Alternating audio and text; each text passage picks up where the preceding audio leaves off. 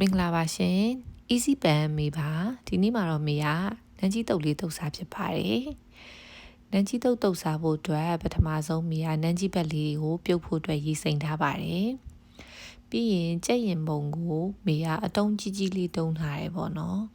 တုံးကြီးကြီးလေးတုံးပြီးတော့ချင်းလေး3ပြားလောက်ထည့်ပြီးတော့စနွင်းနဲ့ရေလေးနဲ့ငယ်ထည့်ပြီးတော့ပြုတ်ထားလိုက်ပါမယ်ချက်သားပြုတ်ထားတော့မှမေချက်သွန်နီလေးတွေကိုပပလှီးပြီးတော့ရေးဆေးထားလိုက်ပါမယ်ချက်သားလေးတွေရပြီဆိုရင်ဆယ်ပြီးတော့မေတို့ကခောက်ဆွဲပြုတ်ဖို့အတွက်ရေနွေးအိုးလေးတည်ပါမယ်ချက်သားလေးတွေကိုလေးနှွှင်မှုအတွက်မေကနှွှင်ရလွယ်အောင်လို့ငရုတ်စုံလေးထဲမှာခပ်ဘွားလေးထူထောင်လိုက်တယ်ပေါ့နော်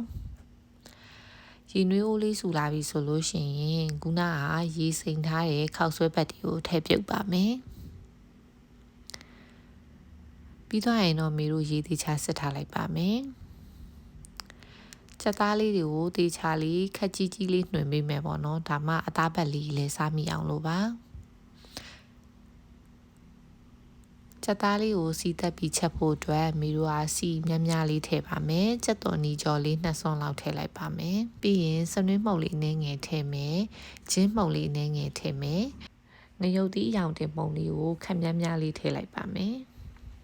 ဒါရီအားလုံးကိုတေချာစီတက်ပြီးသွားရင်တော့ခုနကနှွှင်ထားတဲ့ချက်သားပတ်လေးကိုထည့်ပြီးတော့ချက်ပါမယ်ချက်သားပတ်လေးနဲ့ငရုတ်သီးစီတက်ထားလေးနဲ့လုံးသွားအောင်လို့ထည့်ပြီးရင်အရသာအတွက်အသားမှုန်လေးအနည်းငယ်နဲ့စားလေးအနည်းငယ်ထည့်ပါမယ်ပြီးရင်ငပြားလေးအနည်းငယ်လေးထည့်လိုက်ပါမယ်မေတို့ခုနကချက်သားပြုတ်ထားတဲ့ချက်ပြုတ်ကြီးတွေကိုဒီထဲမှာပြန်ပြီးတော့ထည့်ချက်မှာမလို့ခတ်ထားတယ်ပေါ့နော်ချက်ပြုတ်ကြီးလေးထည့်ပြီးရင်ဖုံးလေးအုပ်ပြီးထည့်ထားပြီးလို့ရပါတယ်လမ်းကြီးတုပ်ဖို့အတွက်ဒီလိုမျိုးစီချမ်းရေးချမ်းအနေထားလေးမှာချလိုက်ရင်တော့ချက်သားဟင်းလေးလည်းရသွားပါပြီပြီးရင်အတုပ်ထဲမှာထည့်ဖို့အတွက်ချက်သွန်မိတ်လေးကိုပပလှီးထားပါမယ်ကျဲဥပြုတ်လေးနှလုံးလောက်ကိုလည်းခွာပြီးတော့အကွင်းလေးဖြစ်အောင်လှီးထားလိုက်ပါမယ်စီချက်ချက်ဖို့အတွက်ကိုချက်သွန်နီကြော်လေး2ဆွန်းချက်သွန်ဖြူကြော်လေးနည်းငယ်နဲ့စနွေးမှုန့်လေးနည်းငယ်ထည့်စီလေးခက်များများထည့်ပြီးတော့မီယာမိုက်ခရိုဝေးထဲမှာ2မိနစ်လောက်ချက်လိုက်ပါတယ်ပါဝင်ပစ္စည်းလေးအားလုံးလဲစုံပြီဆိုတော့နန်းကြီးတုပ်လေးစားတုပ်လို့ရပါပြီနန်းကြီးဘက်ကိုစားနိုင်တဲ့လောက်လေးထည့်ပြီးသွားရင်ချက်သွန်စိမ့်လေးနည်းငယ်ထည့်မယ်ပဲမှုန့်လေးလည်းထည့်မယ်ငရုတ်သီးမှုန့်လေးနည်းငယ်ထည့်ပြီးတော့စီချက်လေးနည်းငယ်ထည့်ပါမယ်ပြီးရင်ချက်သားလေးကိုခက်မြများလေးထည့်ပါမယ်အဓိကကလေးစီချက်ထက်ဒီချက်သားတွေကအနှစ်ရည်နဲ့တုပ်တာပိုးပြီးစားကောင်းပါတယ်ပြီးရင်ငါးငပြားလေးနည်းငယ်ထည့်ပြီးတော့တံမြသီးလေးနည်းငယ်ညှစ်လိုက်ပြီးရင်တိတိကျကျလေးနေပြီးရပါမယ်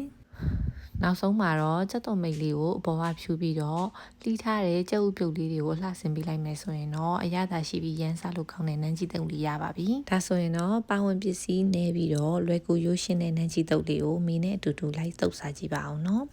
အဆုံးထိကြည့်ပြတဲ့အတွက်ကျေးဇူးအများကြီးတင်ပါတယ်ရှင်နောက်ဗီဒီယိုတွေမှာပြန်တွေ့ပါမယ်နော်